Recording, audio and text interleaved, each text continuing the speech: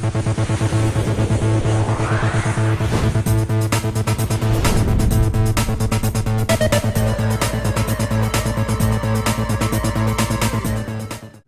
Guys, welcome to my YouTube channel Kenstream. दोस्तों, पिछले video lecture में हमने रेगुलर और इरेगुलर वर्ब्स के बारे में बात किया था, ट्रांजिटिव और इनट्रांजिटिव वर्ब्स के बारे में बात किया था। आज के इस वीडियो लेक्चर में हम बात करने वाले हैं फाइनाइट और नॉन फाइनाइट वर्ब्स के बारे में। तो सबसे पहले मैं फाइनाइट और नॉन फाइनाइट वर्ब्स की एक शॉर्टकट डेफिनेशन आपको बता देता हूं कि आप फाइनाइट वर्ब्स किसको बोलेंगे और नॉन फाइनाइट वर्ब्स किसको बोलेंगे। तो वे वर्ब्स या फिर क्रियाएं जो सब्जेक्ट के अकॉर्डिंग अपने फॉर्म को चेंज कर ले, अपने रूप को बदल ले, वो हमारा होता है फाइनाइट वर्ब। और वे क्रियाएं जो सब्जेक्ट के अकॉर्डिंग या फिर सब्जेक्ट के नंबर्स के अकॉर्डिंग, सिंगुलर या फिर प्लूरल, एक वचन बहुवचन के अकॉर्डिंग अगर अपने आप को नहीं बदलता है तो वह कहलाता है हमारा non finite verb. Finite verb को एक ही भाग में रखेंगे हम, लेकिन नॉन फाइनाइट वर्ब को हम तीन भागों में बांट सकते हैं। सबसे पहला भाग कौन सा है? जीरेंट, दूसरा होता है इंफिनिटिव और तीसरा होता है पार्टिसिपल। जीरेंट का मतलब होता है कि एक जो वर्ब का फॉर्म होता है फर्स्ट फॉर्म और उसमें आईएनजी लगाते हैं हम, तो वो एक जीरेंट नाउन का काम करने लगता है। इसको बोलते हैं जीरेंट नाउन या फिर जीरेंट फॉर्म। दूसरा होता है इंफिनिटिव। तो इंफिनिटिव का मतलब होता है कि टू प्लस वर्ब का फर्स्ट फॉर्म, कोई भी एक क्रिया होती है जिसको हम टू लिखते हैं और टू के बाद कोई वर्ब का फर्स्ट फॉर्म लिखते हैं, तो वो हमारा कहलाता है इंफिनिटिव, मतलब बेस फॉर्म।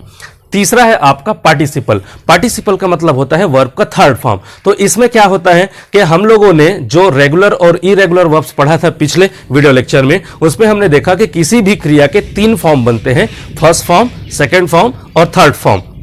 तो उसमें से जो थर्ड फॉर्म होता है पास्ट पार्टिसिपल, उसी के बारे में हम अभी चर्चा कर रहे हैं। तो कुल मिला के नॉन फाइनाइट को हम तीन कैटेगरी में बांट सकते हैं। एक हो गया जीरेंट नाउन, जिसको हम बोलते हैं verb plus ING form. Verb का फोर्थ फॉर्म भी इसी को ही बोलते हैं। आपकी जानकारी के लिए आपको याद रखना पड़ेगा कि हम आमतौर पर स्कूल्स में वर्ब के तीन फॉर्म के बारे में पढ़ते हैं, फर्स्ट फॉर्म, सेकंड फॉर्म और थर्ड फॉर्म। हमें फोर्थ फॉर्म के बारे में कुछ नहीं बोला जाता, लेकिन आमतौर पर वर्ब आईएनजी, इसी को वर्ब का फोर्थ फॉर्म बोला जाता है, वर्ब का चौथा फॉर्म बोला जाता है। और इंफिनिटिव और पार्टिसिपल, ये दोनों के बारे में मैं आपसे डिस्कस कर चुका हूं। तो चलिए शुरू करते हैं आज का वीडियो लेक्चर फाइनाइट और नॉन फाइनाइट के ऊपर। देखिए, सबसे पहला एग्जांपल कहता है I write a letter, he writes a letter. इस सेंटेंस में आप देखिए, आई एक सिंगुलर सब्जेक्ट है, फर्स्ट पर्सन, और आई के साथ लगा हुआ है राइट। लेकिन यहां पे भी देखिए कि ये थर्ड पर्सन सिंगुलर सब्जेक्ट है ही, और इसके साथ लगा हुआ है राइट्स। तो यहां पे राइट है और यहां पे राइट्स है। तो ये जो राइट नाम का वर्ब है, ये सब्जेक्ट के हिसाब से अपने आप को बदल रहा है। तो इसका मतलब क्या हुआ? ये एक फाइनाइट वर्ब होगा। मैंने वीडियो लेक्चर के शुरुआत में ही कहा था कि जो वर्ब्स सब्जेक्ट के हिसाब से अपने आप को बदलना शुरू कर दे या फिर सब्जेक्ट के हिसाब से अपने आप को चेंज करे, वो हमारा फाइनाइट वर्ब होता है। तो यहां पे देखिए, जो राइट है ये अपने फॉर्म को चेंज कर रहा है। यहां पे राइट है और यहां पे राइट्स है। अगर आपने स्कूल में कभी भी प्रेजेंट टेंस पढ़ा होगा, प्रेजेंट इंडिफिनिट पढ़ा होगा, तो उसमें एक नियम होता है कि हम कभी भी आई, वी, यू, दे अगर सब्जेक्ट के रूप में आता है तो वर्ब के साथ एस या ईएस नहीं लगा सकते। लेकिन अगर सब्जेक्ट के रूप में ही, सी, इट या फिर नेम आता है, सिंगुलर आता है, तो उसके साथ हम लोगों को वर्ब में एस या ईएस लगाना पड़ता है। तो वही नियम यहां पे भी अप्लाई हो रहा है, वही रूल यहां पे अप्लाई हो रहा है। यहां पे आई के साथ हमने राइट लिया और ही के साथ राइट्स लिया। ओवरऑल हम बोलना ये चाह रहे हैं कि यहां पे राइट है और यहां पे राइट्स है। इसका मतलब राइट ने अपने फॉर्म को सब्जेक्ट के हिसाब से चेंज कर लिया। तो ये राइट यहां पे एक फाइनाइट वर्ब की भूमिका में है। दूसरे एग्जांपल पे देखिए, we love babies, she loves babies. यहां पे देखिए, वी लव बेबीज और सी लव्स बेबीज में वी लव मतलब ये जो वी है और ये जो लव है, तो यहां पे देखिए लव में यहां पे एस या ईएस नहीं लगा हुआ है। वहीं पे देखिए कि सी, अगर सी के रूप में सब्जेक्ट है तो सी के साथ लव में एस या ईएस लगा है। इसका मतलब क्या हुआ कि ये लव्स और लव, यहां पे इसके फॉर्म में चेंजेस आ रहा है। तो इसका मतलब यह हुआ कि लव भी यहां पे एक फाइनाइट वर्ब की भूमिका में है, क्योंकि फाइनाइट वर्ब ही सब्जेक्ट के हिसाब से अपने आप को चेंज करता है। तीसरे एग्जांपल को देखिए, I like cooking, Zoya likes cooking, यहां पे आई लाइक, यहां पे जोया लाइक्स, यहां पे भी ACS आ गया और यहां पे देखिए ACS नहीं है। तो इन दोनों एग्जांपल्स में जो रूल फॉलो हो रहे थे वो यहां पे भी फॉलो हो रहे हैं। यहां पे लाइक है और यहां पे लाइक्स है, तो आई की वजह से यहां पे लाइक है, जोया की वजह से यहां पे लाइक्स है। तो इसका मतलब यह हुआ कि लाइक भी एक फाइनाइट वर्ब की भूमिका में है। इसके ठीक अपोजिट में देखिए कुकिंग को, तो यहां पे भी कुकिंग है और यहां पे भी कुकिंग है। तो अभी मैंने वीडियो लेक्चर के शुरुआत में ही आपको बताया कि जब कभी भी वर्ब प्लस ING फॉर्म आता है तो वो एक जीरंड नाउन की भूमिका में होता है और वो अपने आप को कभी नहीं बदलता, इसीलिए वो हमेशा एक नॉन फाइनाइट की भूमिका में ही होता है। आप यहां पे इस एग्जांपल में समझ सकते हैं, आई लाइक कुकिंग में और जोया लाइक्स कुकिंग में लाइक ने अपने आप को चेंज किया सब्जेक्ट के हिसाब से, लेकिन कुकिंग चेंज नहीं हुआ। तो किस लिए चेंज नहीं हुआ? क्योंकि ये एक नॉन फाइनाइट कैटेगरी का एक वर्ब होता है जो जीरंड नाउन के रूप में काम करता है। तो ये जो कुकिंग है यहां पे जीरंड नाउन के रूप में है और इसको आप चेंज नहीं कर सकते। तो ये आपका हो गया फाइनाइट और ये हो गया आपका नॉन फाइनाइट, ये आपका हो गया फाइनाइट, ये आपका हो गया non finite. You must take medicine और ही मस्ट टेक मेडिसिन में आप देखिए यहां पे यू सब्जेक्ट है और यहां पे ही सब्जेक्ट है। आप मस्ट पढ़े होंगे तो मॉडल हेल्पिंग वर्ब में आपने देखा होगा ये मस्ट नाम का एक मॉडल आता है। तो यू मस्ट और ही मस्ट, तो यहां पे भी मस्ट है और यहां पे भी मस्ट है, यहां पे भी टेक है, यहां पे भी टेक है, यहां पे भी मेडिसिन, यहां पे भी मेडिसिन। इसका मतलब यह हुआ कि सिर्फ सब्जेक्ट को हमने चेंज किया है, यहां पे यू और यहां पे ही, लेकिन उसके बाद आने वाले वर्ब्स में कोई चेंजेस नहीं आया है। यू के साथ मस्ट लगता है मॉडल्स के हिसाब से और ही के साथ भी मस्ट लगता है। तो कुल मिला के हम मस्ट का इस्तेमाल I, we, you, they, he, she, it, name सारे सब्जेक्ट्स के लिए कर सकते हैं, लेकिन हम क्या बात कर रहे हैं? हम वर्ब्स के बारे में बात कर रहे हैं, फाइनाइट या फिर नॉन फाइनाइट वर्ब के बारे में। तो देखिए यहां पे टेक है, इस टेक के ऊपर बड़ी बारीकी से नजर रखिएगा, क्योंकि हम लोग क्या कहते हैं कि टू प्लस वर्ब का फर्स्ट फॉर्म जब कभी भी होगा तभी वह एक इंफिनिटिव होगा। लेकिन आपकी जानकारी के लिए मैं बता दूं कि एक इंफिनिटिव वर्ब मतलब वर्ब का फर्स्ट फॉर्म बिना टू के भी आ सकता है, फिर भी वो आपका इंफिनिटिव भी कहलाएगा। और अभी अभी हमने कहा था कि कोई भी इंफिनिटिव वर्ब नॉन फाइनाइट की कैटेगरी में आता है जो अपने आप को कभी नहीं बदलता। तो यहां पे भी देखिए ये जो टेक है न तो यू के हिसाब से बदला और न ही के हिसाब से बदला। तो इसका मतलब यह हुआ कि यहां पे जो टेक है वो एक नॉन फाइनाइट की भूमिका में है। दिस इज बॉइल्ड पोटेटो और दीज आर बॉइल्ड पोटेटोज। यहां पे आप देखिए कि दिस मतलब यह और दिस मतलब ये। दिस का ये प्लूरल फॉर्म होता है दिस। ये अकेला एक आलू है, बॉइल्ड पोटैटो मतलब उबला हुआ आलू। तो यहां पे एक अकेला उबला हुआ आलू है और यहां पे बहुत सारे उबले हुए आलू है, इसलिए यहां पे दिस लगा हुआ है, प्लूरल फॉर्म लगा है आर, यहां पे दिस लगा हुआ है और सिंगुलर फॉर्म लगा हुआ है इज। तो इज और आर के बीच में एक मेजर डिफरेंस है कि अगर सिंगुलर होगा सब्जेक्ट तो आपका जो वर्ब है वो भी आपका सिंगुलर ही होगा, अगर प्लूरल होगा आपका सब्जेक्ट तो आपका वर्ब भी प्लूरल ही होगा। इसीलिए देखिए यहां पे सिंगुलर सब्जेक्ट है दिस तो यहां पे सिंगुलर वर्ब है इज, यहां पे प्लूरल सब्जेक्ट है दिस तो यहां पे प्लूरल वर्ब है आर।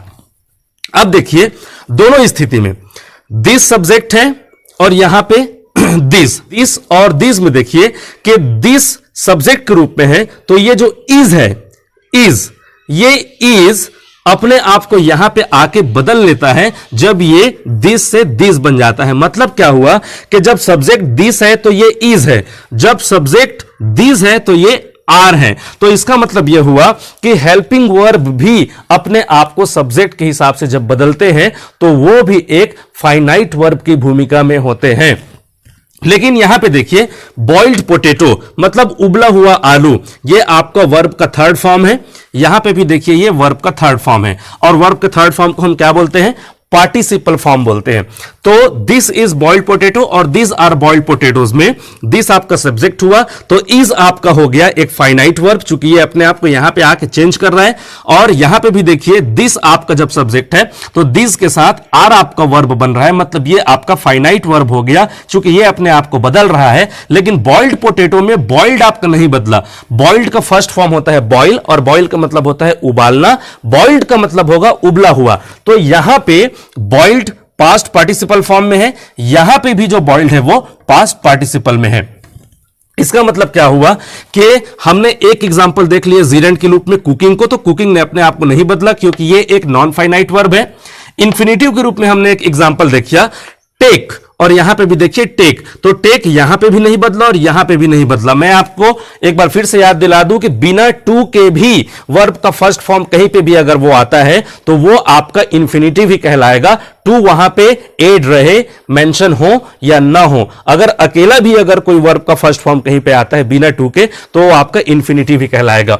और तीसरे एग्जांपल्स को मैं यहां पे आपको बताया बॉइल्ड पोटैटोस का, तो पार्टिसिपल मतलब वर्ब का थर्ड फॉर्म। तो यहां पे देखिए बॉइल्ड आपका वर्ब का थर्ड फॉर्म हो गया, यहां पे भी बॉइल्ड आपका वर्ब का थर्ड फॉर्म हो गया, और ये आपका पोटैटोस मतलब आलू, तो ये तो नाउन है, तो इसके बारे में हम चर्चा नहीं करेंगे। हमारा मेन मकसद था इसको समझना, इसको समझना, इसको समझना और इसको समझना, जो कि हम समझ चुके हैं कि ये एक फाइनाइट वर्ब है, ये एक फाइनाइट वर्ब है, ये एक नॉन फाइनाइट वर्ब है और ये एक नॉन फाइनाइट वर्ब है। तो कुल मिला के इस सेंटेंस को हमने कंप्लीट कर लिया। अब देखते हैं सिक्स्थ एग्जांपल को। सिक्स्थ एग्जांपल में आप देखिए I don't like fighting child. तो देखिए I don't like fighting child में आई आपका सब्जेक्ट है, डोंट ये प्रेजेंट सिंपल का जब आप नेगेटिव सेंटेंस बनाते हैं तो डोंट या डजंट वहां पे आप सब्जेक्ट के हिसाब से लगाते हैं। ये लाइक है, लाइक मतलब होता है पसंद करना, फाइटिंग चाइल्ड का मतलब होता है लड़ने वाले बच्चे। तो देखिए यहां पे कौन किस चीज की भूमिका में है इसको भी मैं आपको बताना चाहूंगा। सबसे पहले आप देख लीजिए I don't like fighting child में आई आपका सब्जेक्ट हो गया, डोंट आपका हेल्पिंग वर्ब हो गया, जो कि सब्जेक्ट के हिसाब से चेंज भी हो सकता है। यहां पे लाइक, ये लाइक बदल सकता है क्या? ये आपका मेन वर्ब है, यहां पे आप पसंद करते हैं किसी चीज को, ये आपका मेन वर्ब है, लेकिन ये सब्जेक्ट के हिसाब से बदलेगा क्या? नहीं बदलेगा। क्यों नहीं बदलेगा? देखिए आई आपका सब्जेक्ट है और आई का हेल्पिंग वर्ब अभी कौन है, मतलब ये जो सेंटेंस है इसमें हेल्पिंग वर्ब कौन है? तो डोंट या डजंट, चूंकि प्रेजेंट सिंपल में नेगेटिव जो सेंटेंसेस होते हैं उसमें डोंट या डजंट ही आपके हेल्पिंग वर्ब के रूप में यूज होते हैं। और हेल्पिंग वर्ब दरअसल किसकी सहायता करते हैं? मेन वर्ब्स की सहायता करते हैं, मेन वर्ब्स की, मतलब जो मुख्य क्रिया है। तो यहां पे मुख्य क्रिया क्या है? लाइक आपकी मुख्य क्रिया है। तो अगर सब्जेक्ट चेंज भी हो जाएगा तो आपका हेल्पिंग वर्ब बदलेगा, आपका वर्ब नहीं बदलेगा।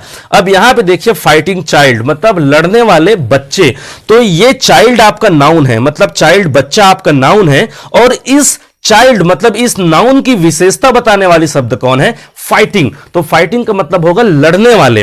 तो बच्चों की खासियत क्या है कि वो बच्चे लड़ने वाले बच्चे हैं, और ये जो फाइटिंग है ये अभी एक एडजेक्टिव की भूमिका में है।